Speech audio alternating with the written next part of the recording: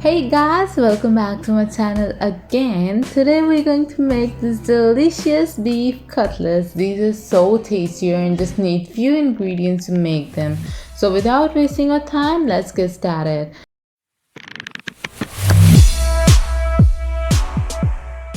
So first of all, I'm going to take split chickpeas about 250 grams and that's all. I'm going to place it into a pot or a pan. I'm taking beef about 500 grams and I've washed it before. With that, I've taken one onion in medium size and I've already cut it. I'm adding garlic and ginger about 2 tablespoons. You can also add garlic and ginger paste. With that, I'm taking whole red chilies about 10 to 15 and some masalas. You can boil them up from the recipe, and 2 tablespoons of coriander seeds. Salt as per your taste, so add it. I'm adding 2 tablespoons. 1 tablespoon turmeric powder and add some water, like I've added 4 cups of water. After adding water, I'm gonna mix it well and turn on the flame. The flame should be low, not too high. With that, I'm placing a cover or a lid onto my pan. After a few minutes, take off the lid and you'll see the water started boiling. Mix all the ingredients well and place the lid back. Well, place the lid back for like more than 15 to 16 minutes. And after some time, you'll see that your water has evaporated and our mixture is ready to grind. You can just check out the meat and it should be in tender form. If it's not in tender form, you can add more water and cook it.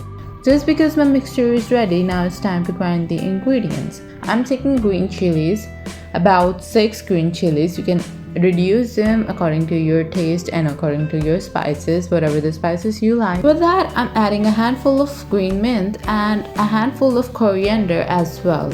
These green leaves will give your cutlets a better taste and aroma. If you want to skip this part, the green leaves, you can also skip it. I'm gonna grind all these things, but you can leave the coriander as it is. Just add it without grinding it. It'll still give your cutlets a better look and as well as give a better taste. Well, you can also add this green masala into yogurt to give it a better taste and it will make a raita form. But right now I'm using it for my kebab. It's time to add my batter into the mixture. With the help of a spoon, I'm placing the material inside the grinder. You can also do it with your hand. We're gonna place the lid on it and grind it well. Well, I'm doing it into smaller parts, like I have divided my batter. Just because my grinder is a little bit smaller, so I've divided my batter into smaller parts and I'll grind it with the passage of time.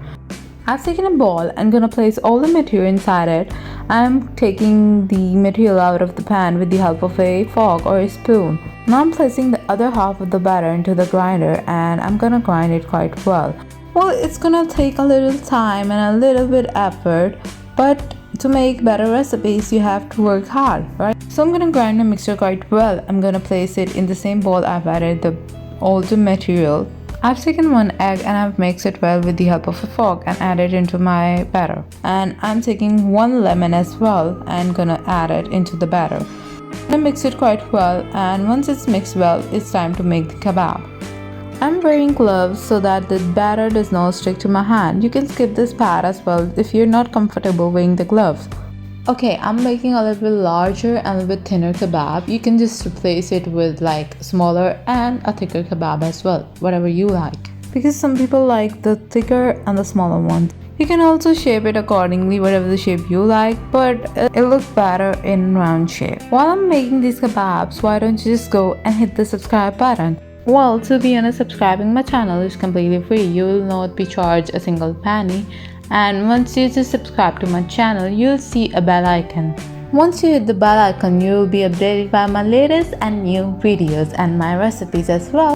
So I have done enough kebabs, so I'll do the rest of that later. You can also freeze these kebabs by putting them into a Ziploc bag or into a pot.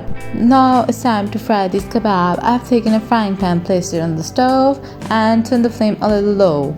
And with that, I've added some oil and placing my all these kebabs onto the frying pan. I'm gonna fry them a little shallow. Once one side is done, it will turn into brown color. You can just turn on the other side so that it's fried from each side.